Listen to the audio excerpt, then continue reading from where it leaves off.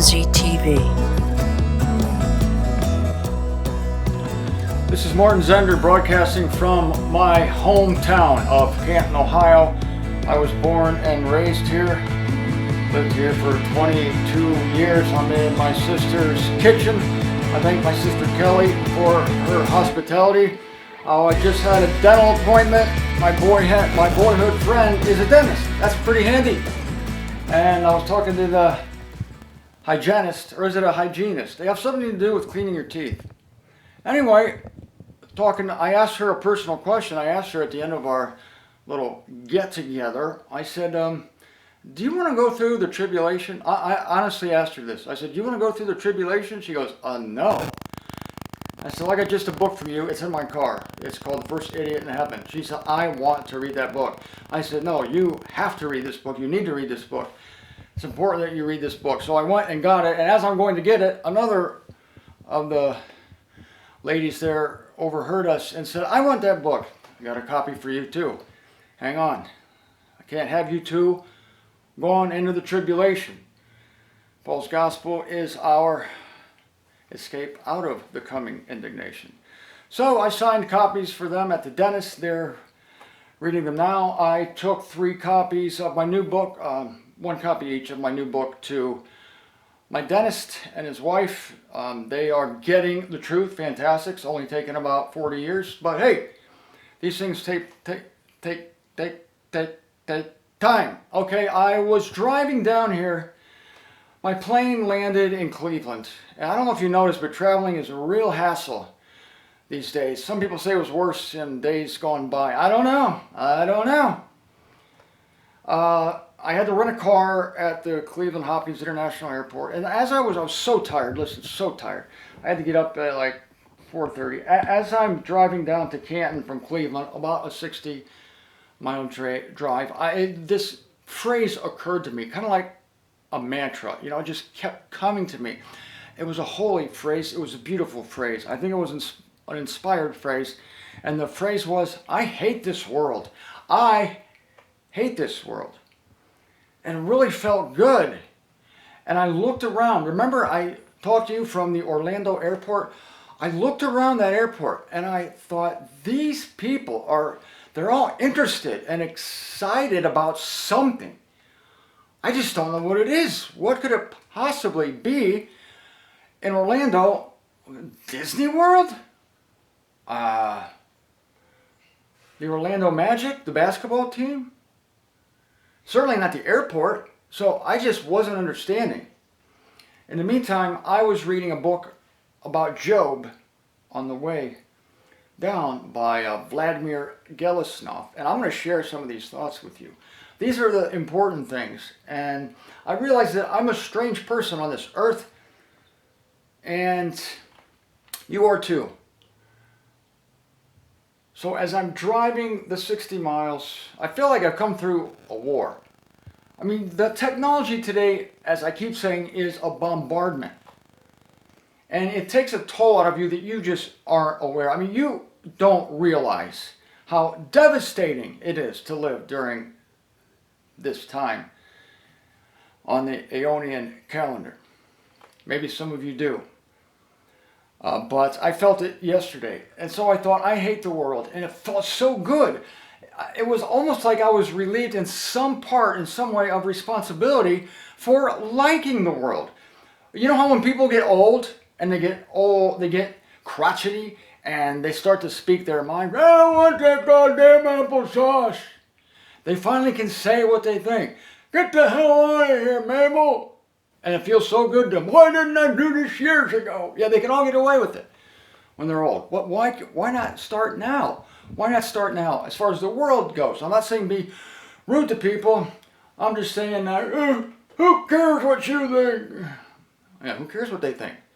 Don't let the world's opinion of you shape you. And I find scripture for this. Now, John, let's go to John, shall we? 1 John chapter 2, verse 15. Now, John isn't actively saying here to hate the world, but he does say this, gives us a clue. He says, be not loving the world. And he's not coming out and say, my prescription for you today is hate the world. Be not loving the world, neither that which is in the world. That is a relief. So I'm glad John got specific there. I realize this is not Paul. This is not part of the uncircumcision gospel, but I think this is a trans-administrational truth. Paul says, hold lightly to this world. So it's not like a command. And even in John, John's not saying, I command you to hate the world. He just says, just don't be loving it. And Paul says, don't be grabbing onto it. Don't be grabby. Don't be greedy. Don't be using it up. But I definitely like this thought of hate. And be not loving the world, neither that which is in it. I'm glad John got specific there, because there are a lot of things in this world. I noticed that yesterday. I looked around. There are a lot of things in this world. There are airplanes, there are people, there are children, there are dogs and cats, and there are roadblocks and orange barrels. There are road signs. Yes, there are houses, cars, roads, trees, drugstores. So I don't have to love any of that. I don't have to love any of it. It's such a relief. You're delivered from this. And I think this will come as good news to you today, because it did to me yesterday. I felt great. Like I'm not responsible anymore. Hey, go to hell. I felt great. Be not loving the world. If anyone is loving the world, the love of the Father is not in him. For everything that is in the world, the desire of the flesh, desire of the eyes, the ostentation of living. Ostentation of living. Can you imagine strutting like a peacock during Eon 3? That's really embarrassing. You're strutting like a peacock in Eon 3. Wait a minute.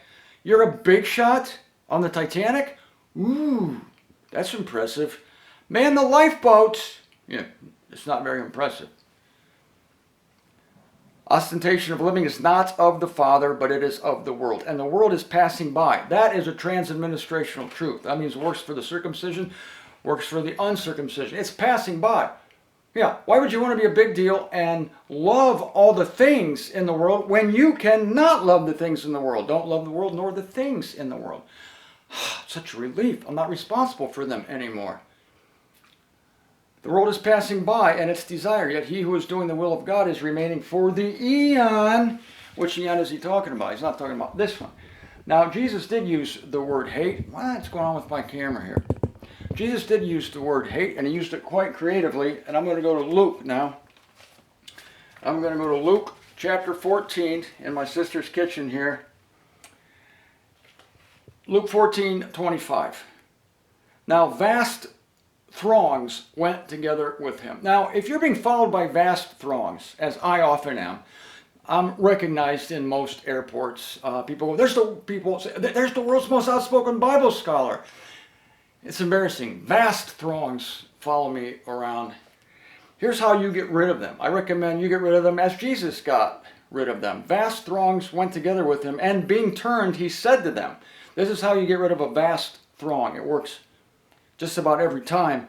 Quote, if anyone is coming to me and is not hating his father and mother and wife and children and brothers and sisters, and still more his soul besides, he cannot be my disciple.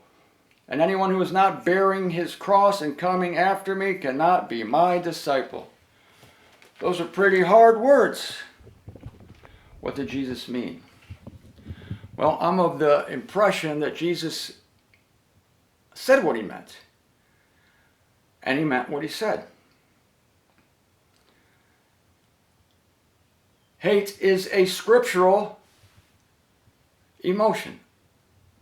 But I must say that one is to hate one's father, mother, wife, children, only in relation to one's love for Christ. And this goes back to what I was speaking to you about earlier, about those who want to hold on to this life and to their loved ones in this life because they think that, well, it's a little, talk about ostentatious. I can see why people think this, but some people think that they are the best possible thing that could happen to anyone. Their children, their parents. It's like nobody can take care of them like me. I am the ultimate caretaker. I'm the ultimate lover. I'm the ultimate generous person. I'm the epitome of selflessness. Why, I am the epitome of generosity. And generosity dies with me. And goodness dies with me. And if I'm gone from this world, I don't see how the world could possibly get along. If I'm gone from this world, nobody's going to make it. My kids aren't going to make it. My parents aren't going to make it. My cats aren't going to make it. My dogs aren't going to make it. Well, it could be you might have a little too high of an opinion of yourself. Could be. And it could be that what Jesus is saying here, the same thing I've said to you, is that to love him includes trusting him. To love him includes knowing, and to hate these other people in relation to loving him includes trusting him with everything that you have. In fact, what did he say there? Jesus said even hating one's own soul. Hating one's own soul, that is one's own life. You hold your life cheap in comparison to offering it, giving it to God and to Christ. And if someone said, okay, you have the choice of following Christ or holding on to your own life. You know, Peter made that mistake. He denied the Lord 3 times, even though when he was full of emotion, he said, I will never deny you. And the first opportunity, he denied him 3 times because he valued his own life. Because they were asking him questions, the Romans were. He didn't want to be arrested. So he disclaimed acquaintance with Jesus Christ. And of course, the rooster crowed. Peter, oh God, wept bitterly after that and said, I'm not making that mistake again. And he didn't. And he became strengthened. And he strengthened his brothers. I'm strengthening you, my brothers and my sisters, as I strengthen myself, to tell you that to live is Christ. And Christ is the most important thing. And he is huge. He is mighty. He is running things. He is operating all things. All things cohere because of him. And he's your friend. He's on your side. You're an intimate with him. Yes, the creator of the universe. And so you can cast everything on him and you're not going to lose it. Cast your wife on him. Cast your husband on him. Cast your children. Go ahead. Throw them. Throw them. That's what he means by hate them. It's like, I'm leaving you because Jesus is calling me. Christ is calling me. It's like, boom, you're done. That's what he's talking about. That's what he's talking about. When Jesus Christ calls, you answer. And even in one of the parables, Jesus said, you know, somebody could hear the call and they say, well, I can't go right now. I have a farm I have to tend to. Well, Lord, I can't come with you. I have to bury my father. Jesus said, let the dead bury their own dead. And like these people who had other things to do, they missed the opportunity for the kingdom. Now, we're not an evangel of law, we're an evangel of grace. And yet these principles of holding on tightly to God and loosely to the world are transadministrational.